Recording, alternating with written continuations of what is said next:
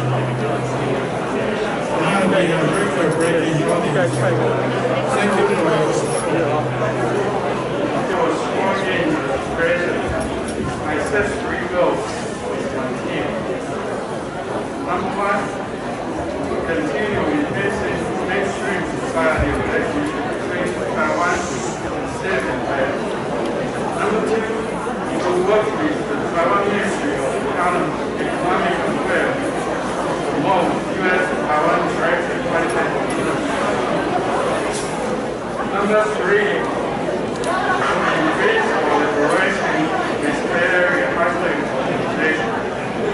Tonight, I'm glad to report that despite the pandemic, we have accomplished the goal of the things.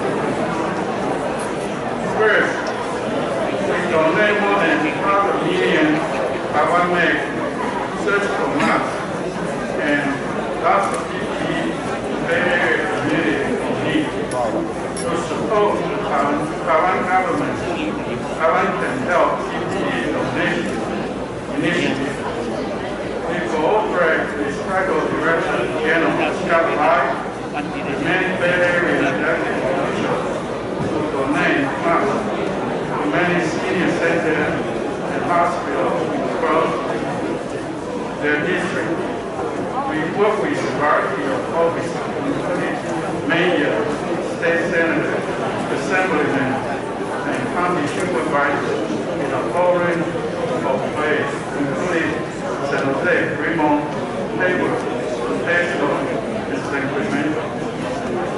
Major TV channel and news media report on this event to further promote Taiwan Can Tell initiative.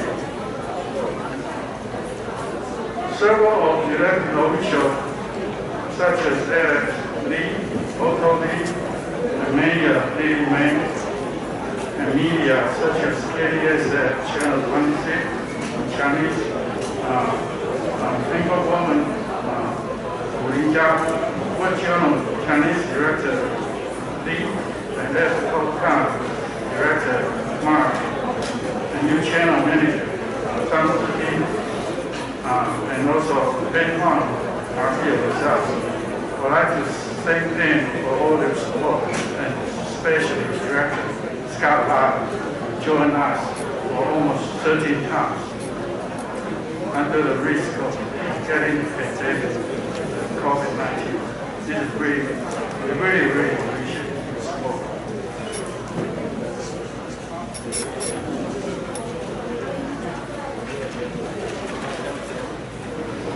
Second, we work with the Ministry of Economic Affairs, San Francisco Director, Ms.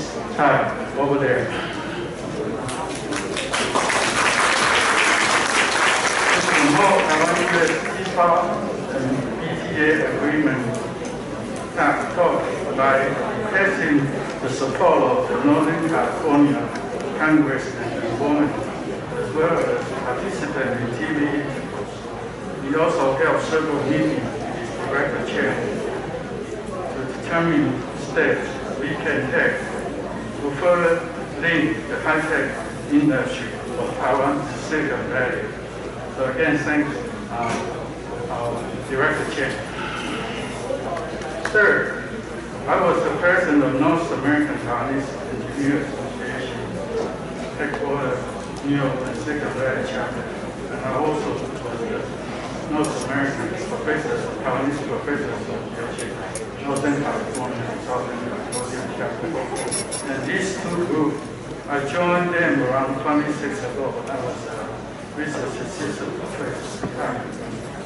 And this group each year hosts the U.S. Taiwan High-Tech Forum second day with Taiwan government.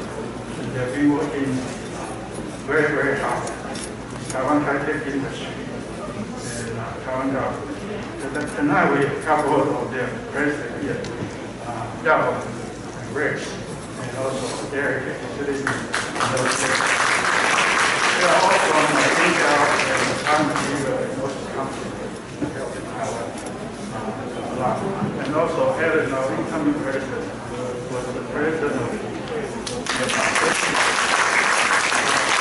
All around this company will continue the effort to strengthen the relationship with this high-tech industry, so we join hands to support Taiwan's efforts, connecting the industry and economy here in Taiwan. Well, last year we actually co-hosted several seminars with them to promote many of their mainstream high-tech conferences. So in the future, we will continue. And these past few years, the Senate and the House jointly passed many critical laws to support Taiwan. Just last year, 2 cabinet members visited Taiwan to seek collaboration in several areas. More recently, 3 senators visited Taiwan and announced a donation of 2.5 million vaccine doses.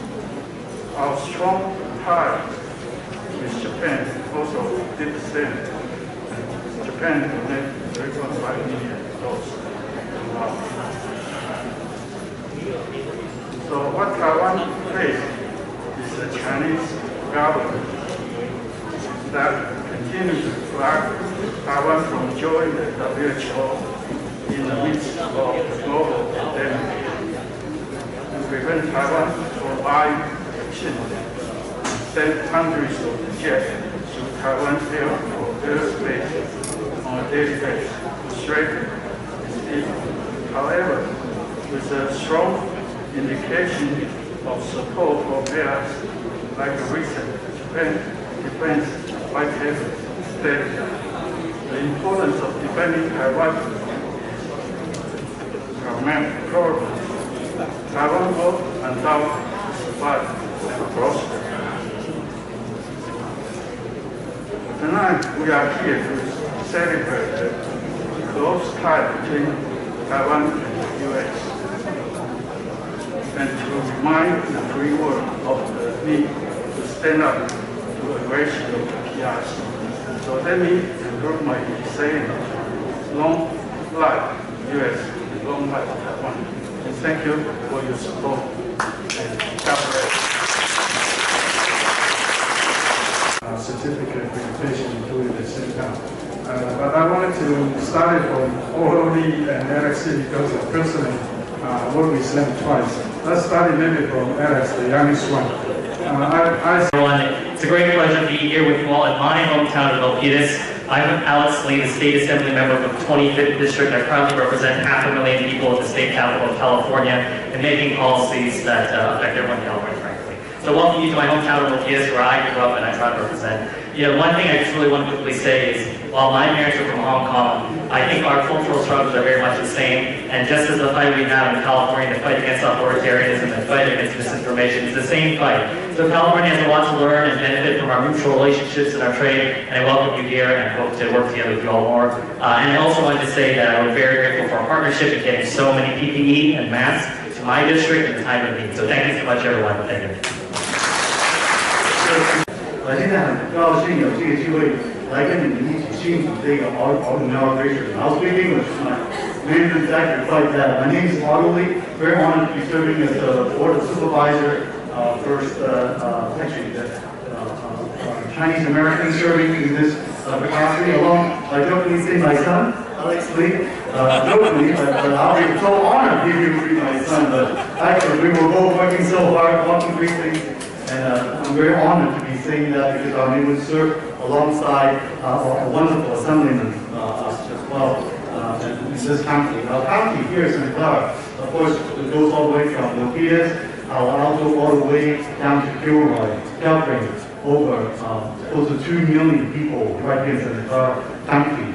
And of course, there's also the sister county, the Hsinchu County in Taipei, in Taiwan. We really are looking forward to building strong relationship. This year, we are truly honored for the Township and Commerce leading the effort to bring us over 7,000 of these face masks. It is absolutely, truly life-saving. It's so important, and we want to follow the footsteps because we all learned how great Taiwan is fighting the COVID in the beginning. But now we know we need the vaccine, and I'm so proud to see the U.S. Air Force plane landing in the Taipei airport to bring those 2.5 million vaccinations, which is so needed. I look forward to working together to making sure that we will get our vaccines to everybody. It's truly an honor for me to be here today. I want to also present from our Santa Clara County a certificate of commendation to the Taiwanese Chamber of Commerce, San Francisco Bay Area, for promoting and enhancing county business in San Francisco Bay Area, as well as fostering the supportive environment of Taiwanese community to thrive for many, many years to come. 谢谢 Thank you. 我们的副市长邵阳，我今天很高兴和我们2位的市议员站在我右边，这是 Teresa Potts， 站在我左边的也是一位 Teresa， 这个 Teresa Tan， 中文名叫黄洁仪。那我们3位代表福利盟市来祝贺第27届旧金山湾区台湾商会新旧会长交接仪式。那我本人是台湾女婿，所以来到这边非常的亲切。我也非常感谢在我们的疫情期间，这个台湾商会对福利盟市给予了大量的 PPE 的赠予，帮助我们一起来共度难关。所以在此谢谢商会的支持，我相信在旧会长和新会长的持续的努力之下，台湾商会一定会越办越好，并且和我们福利盟市一起来打造一个更好的湾区。谢谢。台湾商会这个 Appreciation of Certificate， 他的父母也是从台湾来的，现在另外一个市议员魏彤也是台湾来的，而且不止我们跟新竹市是姐妹城市，我们 Cupertino 现在跟台中、跟宜兰，而且现在还跟新北市也要建立朋友城市，所以我们跟台湾的关系只有越来越深所以真的是很高兴到泰国来参加这样的活动，每次都觉得好像是回家了那有的时候可以唱国歌，然后可以跟这么多的乡亲们说话，真的很开心。那是 Vice Mayor for the City of Milpitas, and during the time when I was my first term, 2012 to 2016, I voted to instill this cultural center because it is so important for our community and for all the whole Bay Area. I wanted to say a few words about economic preservation.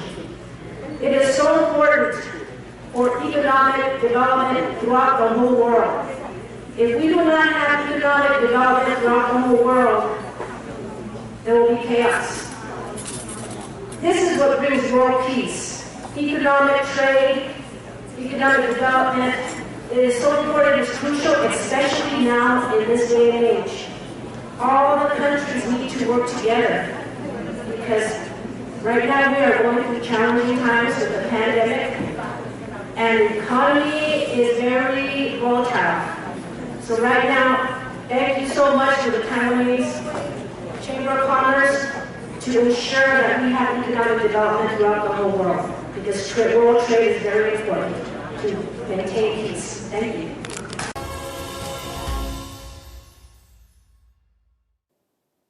旧金山湾区台湾商会周信杰会长、驻旧金山办事处赖铭琪处长、美国在台协会理事主席莫健大使、日本驻旧金山总领事 Toru Maeda、参议员 Bob Vikovsky、Santa Clara 李县议员、San Jose 李众议员、佛利蒙市高市长黄市议员、密尔必达市副市长 Carmen Montano、北美台湾商会联合总会张胜仪总会长、各位名誉总会长、名誉监事长、侨务委员、旧金山湾区商会创会会长谢镇宽、李后任会长袁林，以及各位贵宾、各位女士先生，大家好！很高兴今天能够以录影的方式，代表侨务委员会的童委员长来问候大家。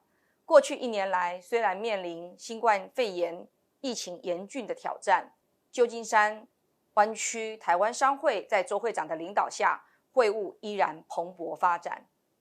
周会长及团队在疫情期间与我们的驻处文教中心合作，捐赠超过60万片台湾制造的医疗口罩以及各项的防护用品给旧金山湾区及 Sacramento 地区社区医疗保健中心、养老院等等的弱势族群，并参与北美洲台湾商会总会发起的1000万口罩、1000万爱心活动，充分展现为善不落人后，让国际社会更能看见台湾。今年1月下旬，周会长在美国新晋国会府上任之际，即代表旧金山湾区的台湾商会全体会员，函请22位北加州联邦众议员能够促成签署台美双边贸易协议，积极为台湾发声，实在令人感动。此外，周会长在任内强化商会与高科技的社团联盟，在此也要代表侨委会诚挚感谢周会长的各项付出与贡献。台湾的经济成长与美国产业创新具有高度的联动性，尤其是旧金山湾区为全球的科技重镇 ，Google、Apple、Facebook 等国际知名的公司都在矽谷设立总部。各位先进运用长期深耕的人脉、资金以及资源，积极的促成矽谷与台湾科技产业连结，并持续与驻处、侨委会、经济部、科技部等紧密合作，共同促成台美经贸交流与合作，值得肯定。台美关系近年来在政府、国人以及海外侨胞共同努力下，正处于史上最佳的状态。未来仍需借重新任的理会长以及全体的商会会员，让台美双边关系可以持续稳健向前。全球的侨务工作在日新月异的时代，必须要有创新与突破，因此侨委会将协助侨胞运用台湾的优势来发展事业，形成伙伴关系，创造双赢。以本会现行的业务推广为例，目前已经汇编全球共33本台商服务手册，提供了各式的数位化相关的资讯，结合台湾产官学研各领域力量来协助海外的侨台商，并推出全球侨台商产业升级与技术合作方案，以及全球侨台商产业学合作方案。此外，本会与卫福部也合作邀集了台湾紧急医疗学会与4家医学中心，创造了健康益友 APP 来提供侨胞24小时全天候的线上免费健康医疗咨询。在疫情持续冲击的状况下，侨委会更是以海外信保基金来提供侨台商的纾困需求。目前最新的纾困方案 4.0， 希望可以协助海外侨台商更全面的优惠协助。本会在侨胞卡既有的基础上，目前已规划了2代的数位侨胞卡，希望能够更多项的与侨务工作来结合。这一系列推陈出新，都可视为是全方位双向的来服务海外的侨胞。今年4月，本人很荣幸能够受旧金山湾区台湾商会周会长的邀请，以疫情下的经贸交流发展为题，与大家在线上交流互动。希望不久的将来能和大家面对面交流，更欢迎疫情缓和后，大家能够返国参访交流以及投资考察。最后，我要再一次感谢周信杰会长以及第26届理监事们大家1年来的付出，也在此祝福新任的李元林会长与新任的理监事干部们会务发展顺利，祝福所有与会的贵宾、台商朋友阖家平安健康。谢谢大家。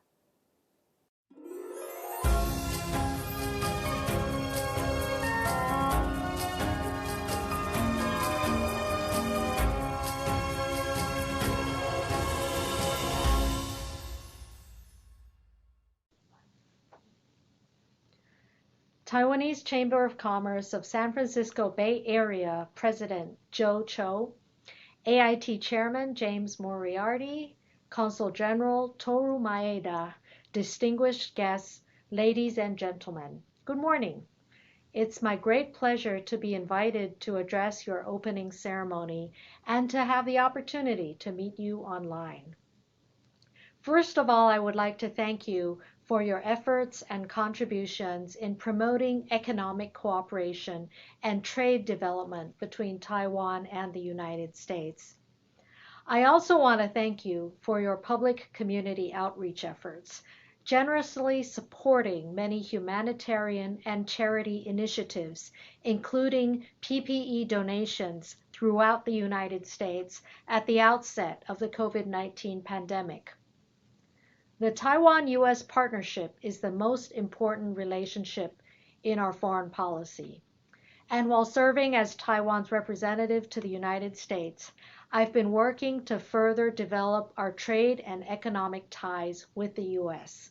Last fall, we commenced the first Economic Prosperity Partnership Dialogue, EPPD, in which the increasingly important subjects of supply chain security, 5G clean networks, investment screening, and technology cooperation were addressed.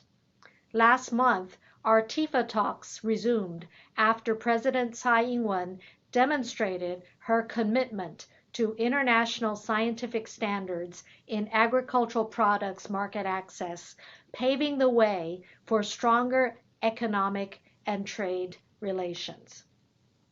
Your continuing support in these endeavors will be key to their success. I also want to reiterate my thanks to all of you for your grassroots diplomacy outreach, including to many bipartisan members of Congress who have supported many initiatives that will further strengthen our partnership.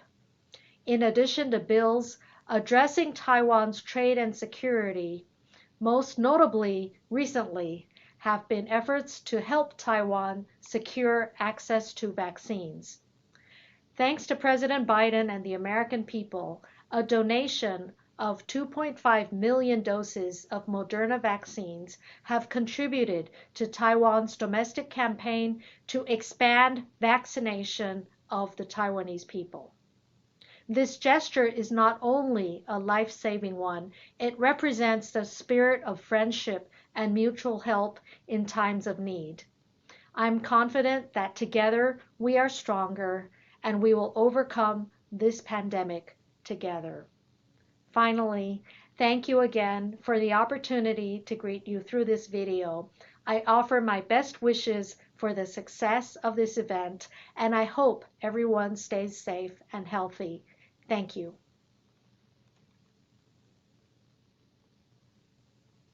Here tonight to attend the annual meeting of the Taiwanese Chamber of Commerce in Bay Area.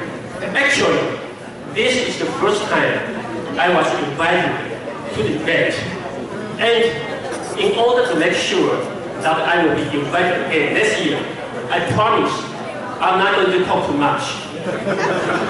I just like to first, on behalf of people and the government of Taiwan, express my appreciation to the Taiwanese Chamber of Commerce in Bay Area for their contribution in helping Taiwan's foreign affairs.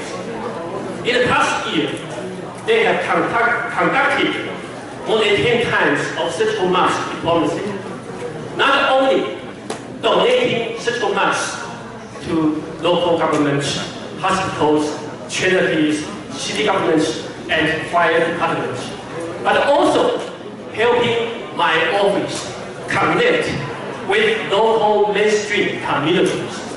I thank you very much for helping doing my job without pay. And second, I'd like to congratulate the Taiwanese Chamber of Commerce in Bay Area on its 26th anniversary, which is about the age of my wife, even though she has been 26 for many years.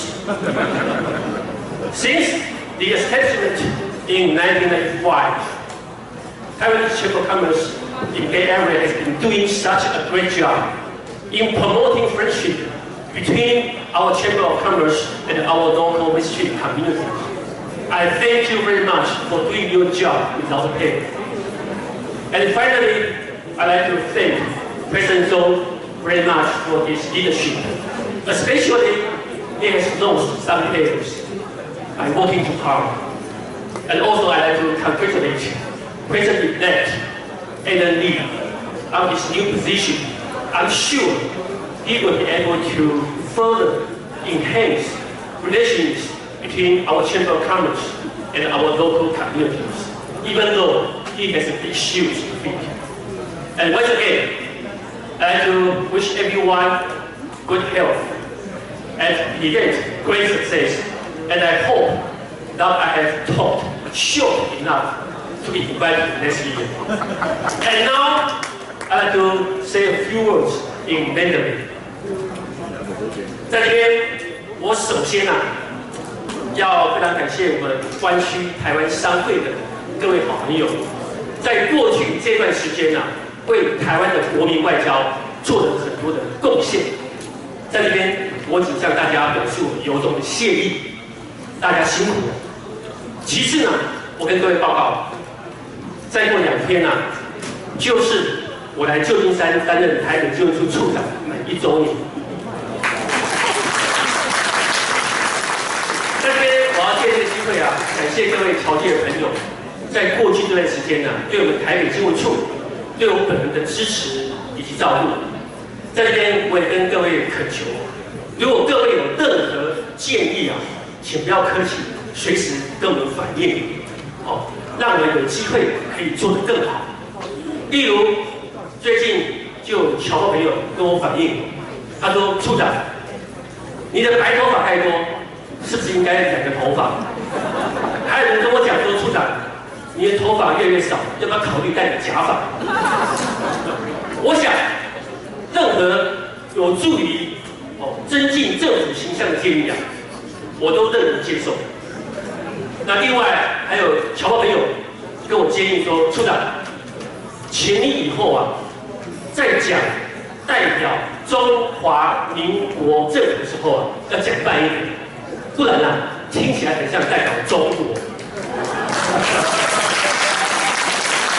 这个建议非常重要，所以我一定会虚心接受，要注意改进。为什么？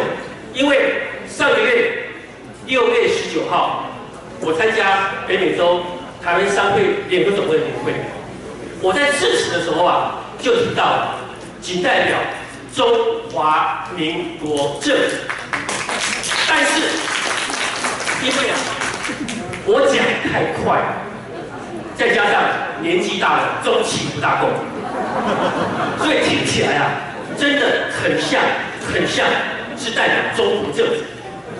所以我今天特别在这边借这个机会，对于我讲话速度太快所造成的口误引起侨界朋友一些不必要的困扰或是忧虑，向大家表示我12万分的歉意。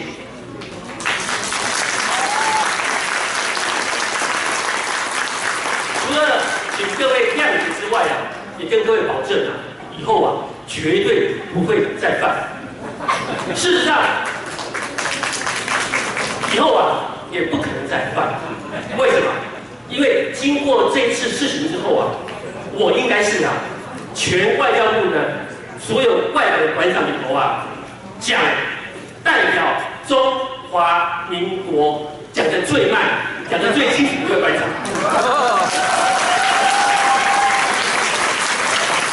另外，我要借这个机会郑重跟各位报告我是中华民国台湾驻旧金山台北经文处的处长，我代表自由民主的中华民国，我代表自由民主的台湾，但是我绝不会去代表共产党的中国，请大家放心。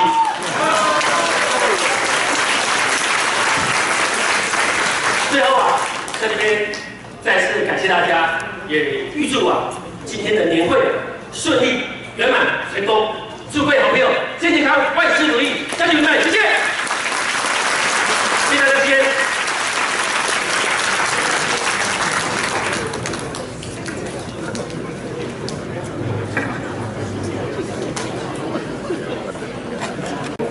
Since Director General Lai mentioned history of this chamber, I will take this opportunity to share with you that every year, at the beginning of the year, we do have the annual banquet.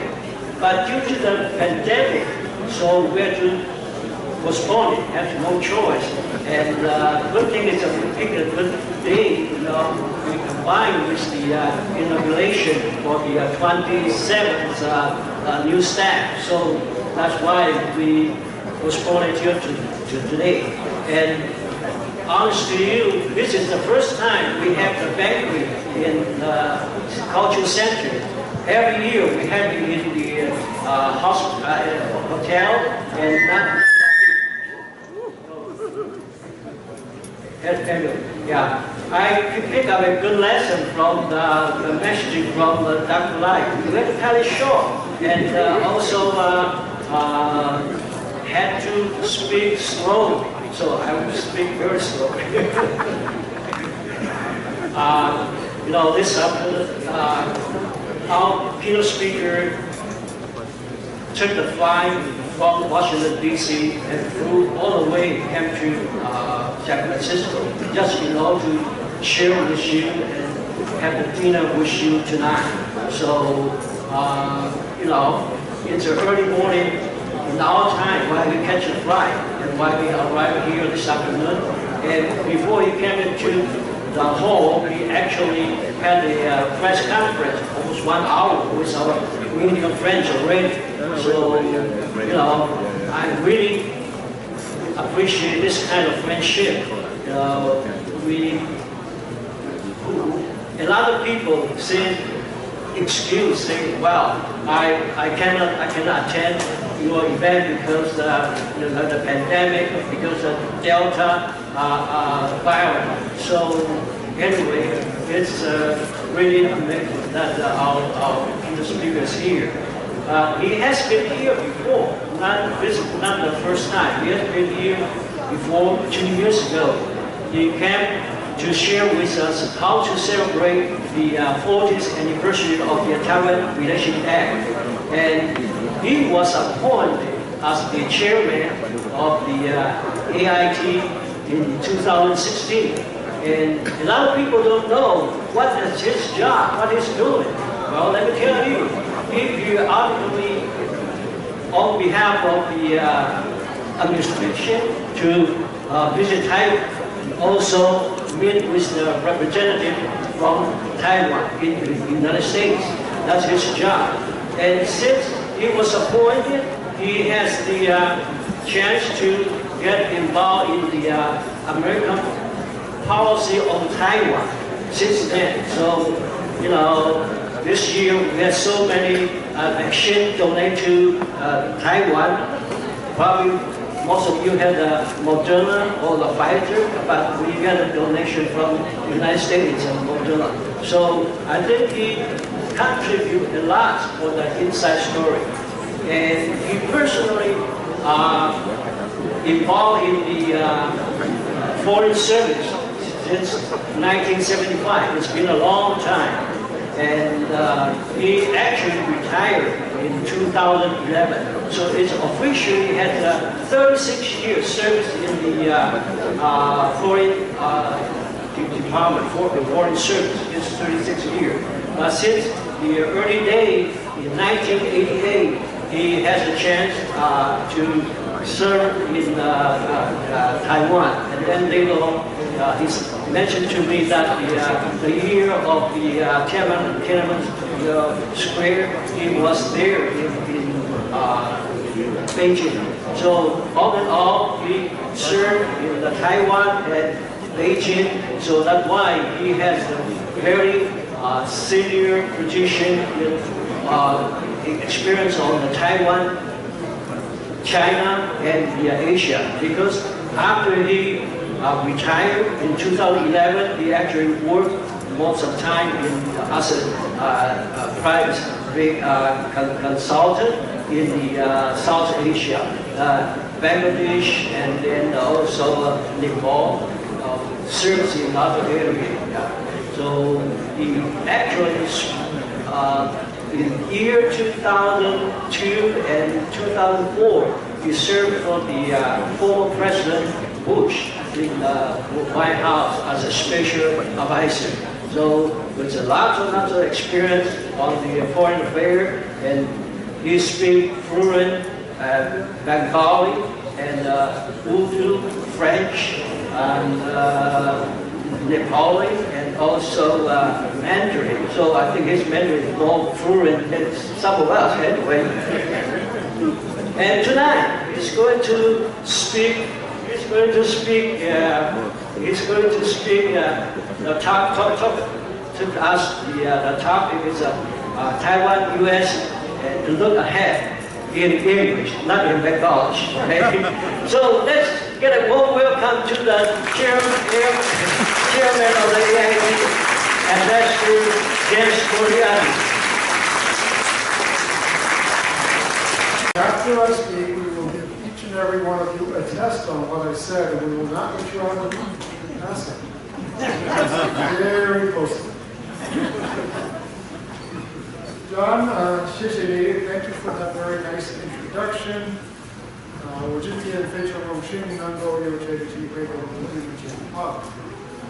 But I will also say that I'm absolutely amazed that nobody has raised today with me the most important event in cross-strait relations in quite a while. I heard there was a badminton match in Tokyo where Taiwan did very, very well.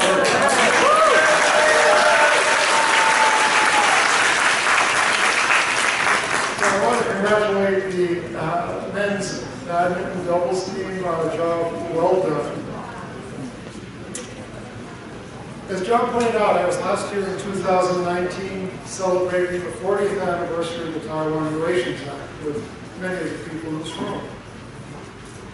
In many ways, the time since then has been difficult. Many of us here today probably feel as though we've been locked up for the last year or so in hibernation as the world tackled the COVID-19 pandemic.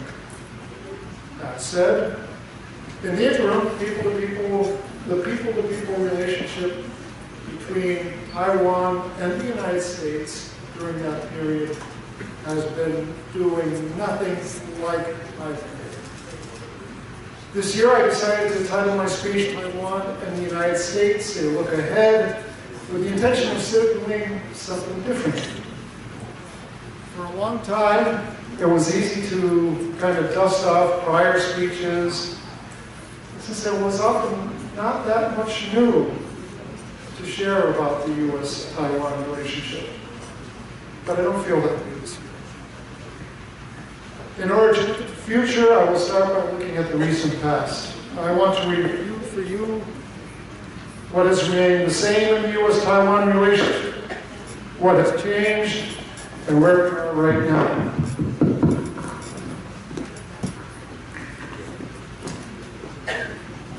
So to start off, what remains the same? I know that many on Taiwan were pleased with the progress in the U.S.-Taiwan relationship under the previous administration. And they perhaps were worried about the impact that a change in the U.S. administration might have on that relationship. In his confirmation hearing, however, now Secretary of State Blinken put those fears to rest, saying, and I quote, "We will stand with friends and allies to advance our shared prosperity, security, and values in the Asia-Pacific region. And that includes deepening our ties with Taiwan."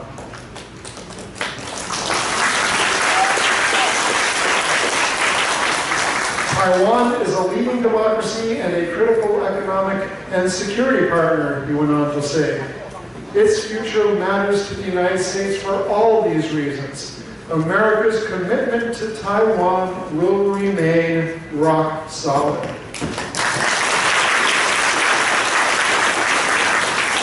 Rock solid. That's pretty clear. And it is a commitment that the Biden administration has continued to reiterate and to demonstrate ever since. For example, former Senator Chris Dodd, former Deputy Secretaries of State Richard Armitage, and James Stoltenberg headed to Taiwan earlier this year at President Joe Biden's request, in what a White House official called a personal signal of the President's commitment. While much is happening in U.S. relations with Taiwan, the U.S. One China policy remains the same. The United States remains committed to the peaceful resolution of cross-strait differences as long as that resolution is without coercion and consistent with the wishes and best interests of the people on Taiwan. We will continue to meet our commitments to Taiwan and help Taiwan maintain a sufficient self-defense capability commensurate with the threat that Taiwan faces. Doing so increases stability both across the Taiwan Strait and within the region. For over 40 years, every U.S. administration has noted that U.S. policy toward Taiwan is grounded in the Taiwan Relations Act and the 3 joint communiques. I have a particular affection for the Taiwan Relations Act because it gives me this job. Beginning in 2020, the United States has also publicly stressed the importance of the 6 assurances provided to Taiwan at the time of the 3rd communique between the U.S. and the PRC. The recent declassification of 2 documents from that time made clear for all the U.S. understanding of our commitment to Taiwan's security. As President Reagan put it, and I quote here, "It is essential that the quality and quantity of the arms provided Taiwan be conditioned entirely on the threat posed by the PRC, both in quantitative and qualitative terms. Taiwan's defense capability relative to that of the PRC will be maintained. Thus, the foundations of our relationship with Taiwan remain the same. What has changed in recent years, however, is the increasing belligerence toward Taiwan coming from Beijing. The current leadership in Beijing insists that Taiwan move toward unification with the People's Republic of China under a Igualianzhi, one country, two systems formula. A formula rejected by almost all of the people on Taiwan. The reason for that rejection? Hong Kong. The actions that the PRC has taken in implementing that formula in Hong Kong have made it abundantly clear that unification on those terms would mean the end of Taiwan's democracy. Accordingly, Beijing has come to rely almost solely on coercive tactics, such as disinformation, malicious cyber actions, squeezing Taiwan's international space, and outright military intimidation to try to push a reluctant Taiwan toward unification. As the Taiwan Relations Act noted some 40 years ago, any effort to determine the future of Taiwan by other than peaceful means, including by boycotts or embargoes, would be a threat to the peace and security of the Western Pacific and a grave concern to the United States. Kurt Campbell, the White House coordinator for the Indo-Pacific, noted in July, unilateral change of Taiwan's status by Beijing would be catastrophic. The U.S. firmly believes that peace in the Indo-Pacific region is in everyone's interest. But in order to protect that peace, we are willing to call out bad behavior and stand with the people on Taiwan, recognizing Taiwan's role in our shared prosperity. Let's speak a little bit about the present and the future. During these tense and complicated times, the relationship between the U.S. and Taiwan grows stronger and stronger. If you had asked me 5 years ago what I thought U.S. ties with Taiwan would look like now, I doubt that I would have anticipated the strength and depth of our cooperation in a host of areas. In 5 more years, our solid partnership will continue to build on our shared values and interests, including in the areas of economic and trade ties, promotion of Taiwan's international space, bolstering Taiwan's self-defense, and people-to-people ties. Let's look briefly at the economy and trade. Despite having a population of only 23 million, Taiwan is the 1st largest trading partner of the United States. That said, there is room for even more growth. The American Institute in Taiwan and its counterpart, the Taipei Economic and Cultural Representative Office in the United States, and I'll call out the TICO office here in San Francisco, we all work together to address trade issues through the Trade and Investment Framework Agreement, or TIFA.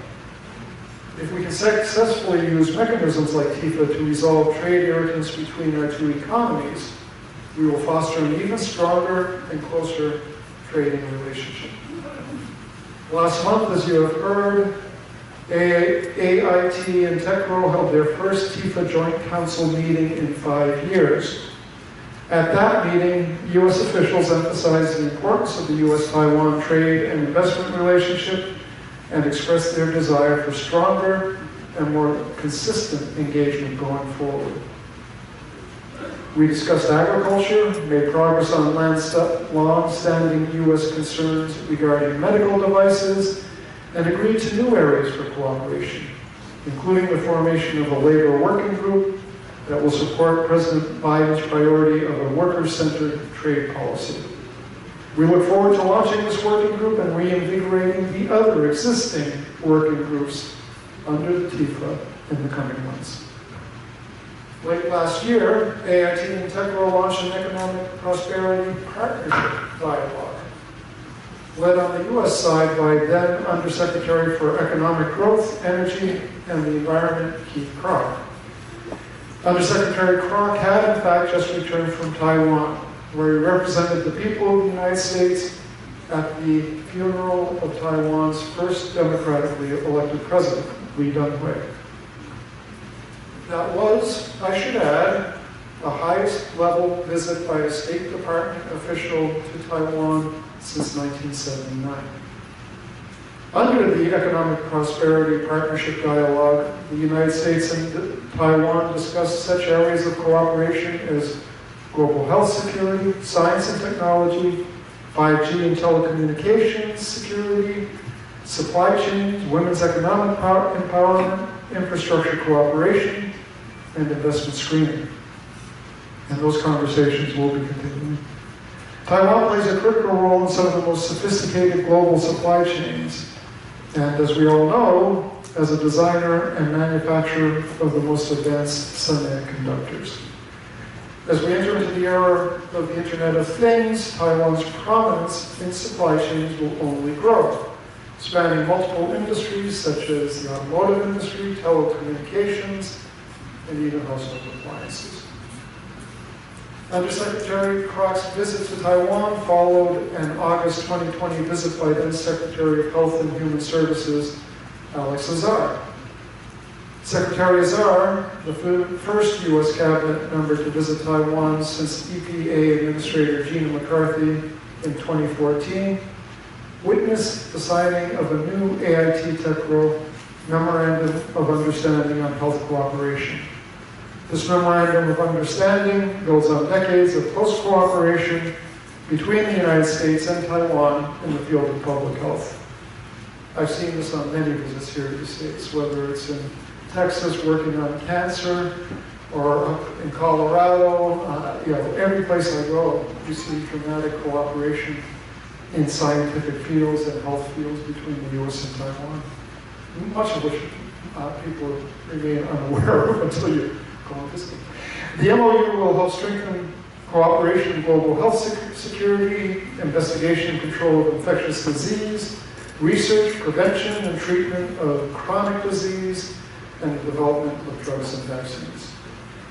Also, late last year, AIT and TECRO signed an agreement on scientific and technological cooperation that will promote collaborative research and advance joint understanding on a broad range of science and technology topics. This agreement reaffirms the close partnership between the United States and Taiwan and elevates the science and technology cooperation between our societies. Let's turn quickly to international space and health cooperation. The U.S. mantra for Taiwan used to be, with respect to international space, let's help Taiwan.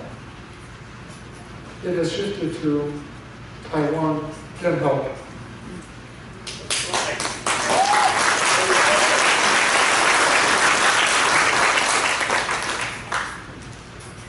Finding venues and platforms to highlight and amplify Taiwan's contributions to the international community, and World Health in particular, is a key priority. We were thrilled to launch earlier this year a significant expansion of the Global Cooperation and Training Framework, or GCTF. The GCTF is a platform that brings Taiwanese expertise to the world through workshops focused on topics of contemporary concern, such as combating COVID-19 or building media literacy to counter disinformation, a problem for many societies. We have implemented a decentralized structure for planning and implementing GCTF events that not only allows us to increase the number of workshops we conduct, but also to expand the program's geographical reach. The new model allows us to tailor GCTF events to resonate with specific regional audiences. We have also formalized what we call the Pacific Island Dialogue into an annual discussion hosted by AIT and TECRO to improve coordination of joint efforts in support of Taiwan's diplomatic partners in the Western Pacific. I guess not too many people here were focused on the fact that we openly collaborate with Taiwan as we look at the challenges from Beijing in the Pacific, and as we make sure, do everything we can at least to make sure that diplomatic partners are frankly not bought off by mainland China.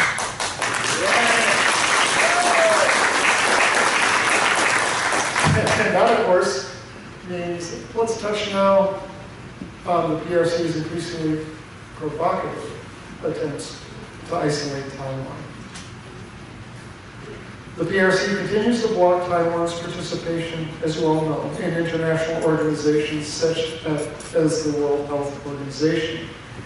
This at a time when Taiwan's initial success in containing the pandemic and its eagerness to share its knowledge and utilize its capacities for the good of humankind underscored how much Taiwan has to offer the global community.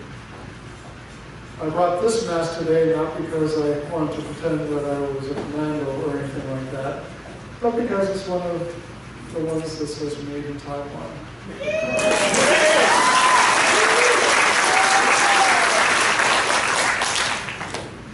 And when Taiwan experienced its own COVID-19 outbreak, the PRC used that opportunity to squeeze Taiwan's diplomatic partners while interfering with an effective response on island.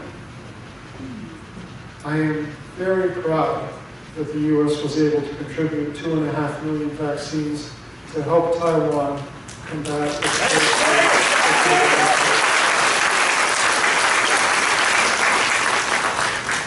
We are seeing a groundswell of support for Taiwan among a growing and increasingly diverse group of countries.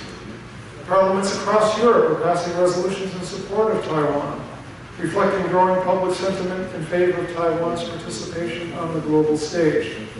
Lithuania has just announced plans to open a representative office in Taipei, and Taiwan's diplomatic partners have stuck by Taiwan, even in the face of PRC attempts to use vaccines to bribe them into changing recognition.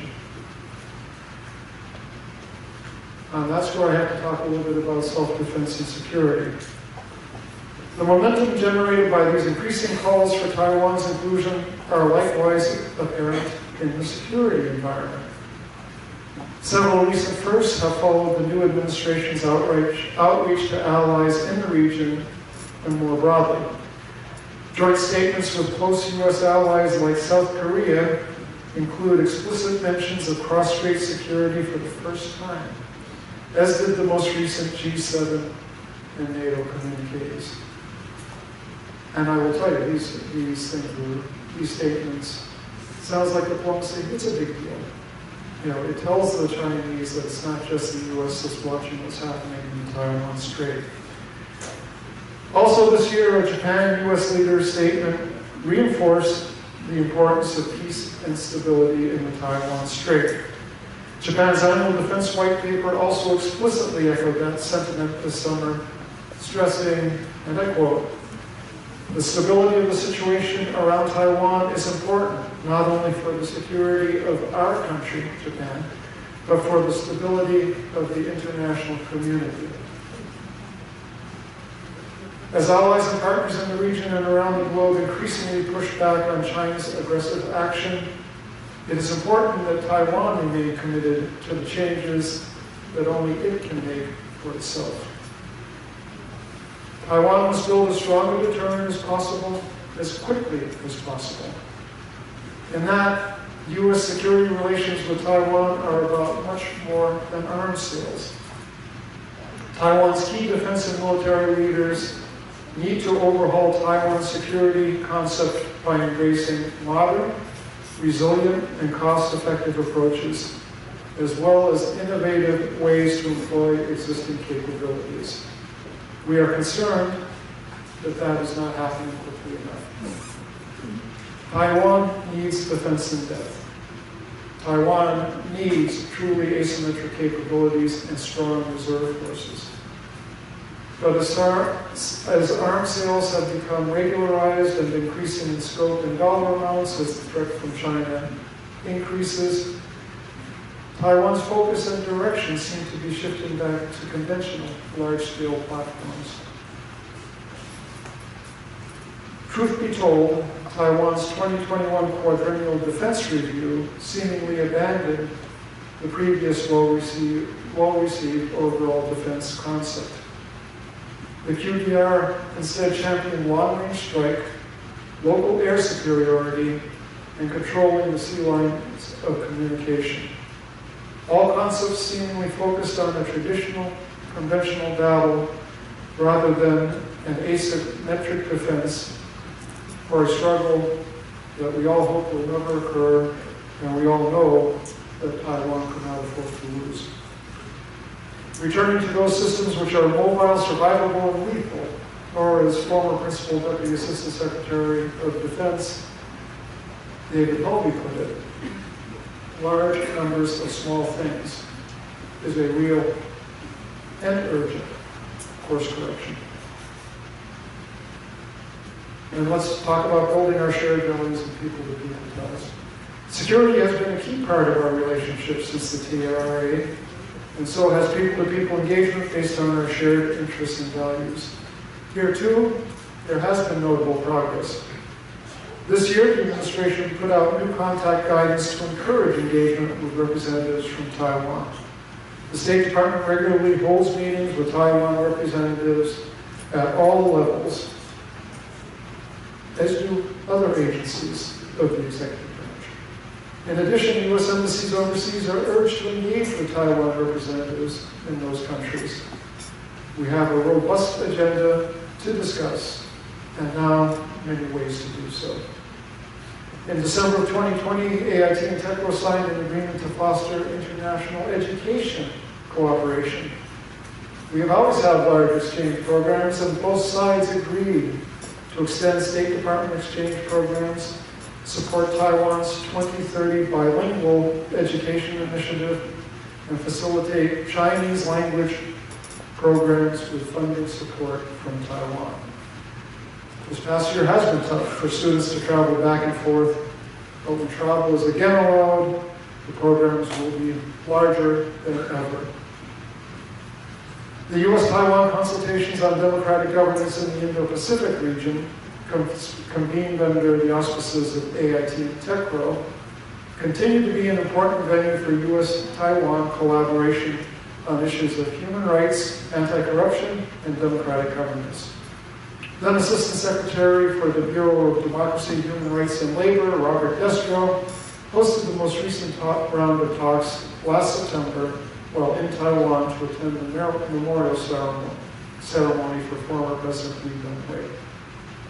Among the important outcomes of this discussion was the opening of the regional offices of the National Democratic Institute and the International Republican Institute in Taipei. As the NDI's Manpreet Singh Anand put it, Taiwan's democracy is a model for the Asia-Pacific region and the world. I can think of no more fitting tribute to President Lee than to continue to build on this important collaboration in the years to come. I'm going to wrap up because I think everybody's getting tired, but in any event, you can see that from the last time I was here, there has been a tremendous amount of activity between people in the United States and Taiwan, and we have momentum that will carry us forward. As State Department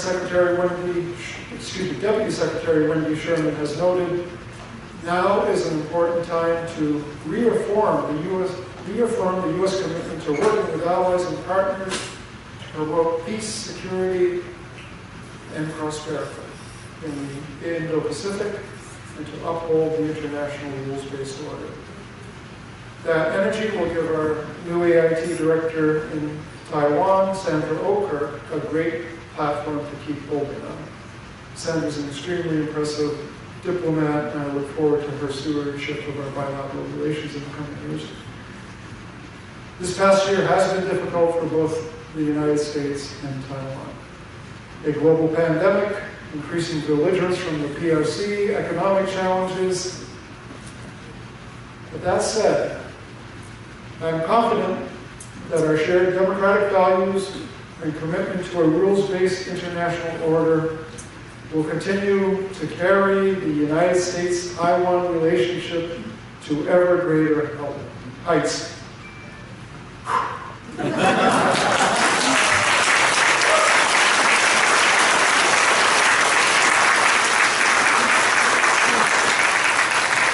台湾美国友谊万岁啊！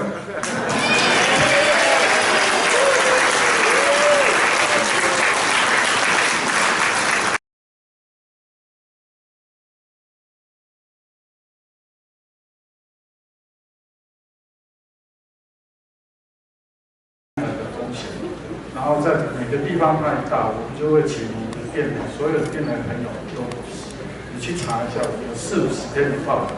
那处长每次就是讲中华民国台湾，然后他就是介绍台湾的防疫成用，那为什么也跟这些elected officials解释为什么我们做这个台湾这个外交口罩外交工作。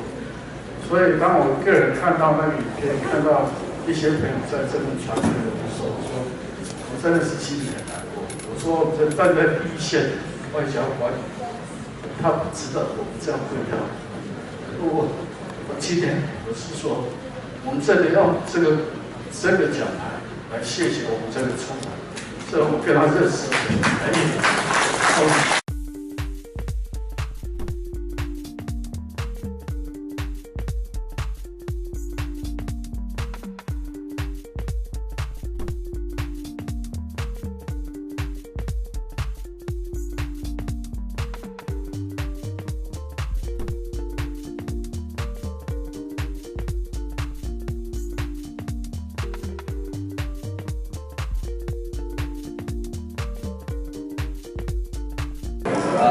各位大家晚安。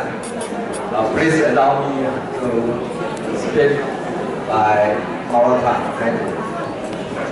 我叫李元林 ，Alan， 荣幸接了这个新的任务。首先利用这个机会，代表旧金山湾区台湾商会，感谢所有今天与会的来宾及好朋友们对本会的长期支持与爱护。接下来我也想利用这个机会感谢这一次晚会的所有的筹备干部及工作伙伴，在此谢谢你们，有你们真好。请大家请各位挥挥手好不好？我们的工作干部请给他们最热烈的掌声哦！掌声最大的，等一下就会播到最大奖，谢谢。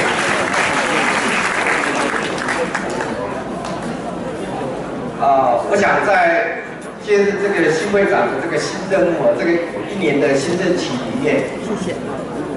第一，我对自己有一些期许就是对会里面的会务也会有一些期许。那我想我们会秉持继续办理各项的讲座，当然这里面包含所有的这个商机交流，还有一些科技新创的投资，还有税务规划，当然还有一些这个医疗保健的部分。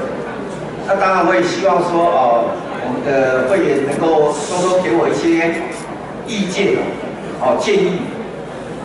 除此之外呢，我想也会利用一些机会办一些这个对身心有益的户外活动。第二项，我想我个人也会协助本会以所有湾区对台湾友好的组织、机构、社团，对台湾及美国在经贸、科技、环保、能源这些项目上面，甚至医疗等各项交流活动，能够协助中华民国台湾政府拓展及促进台美双边的关系。最后在此祝福大家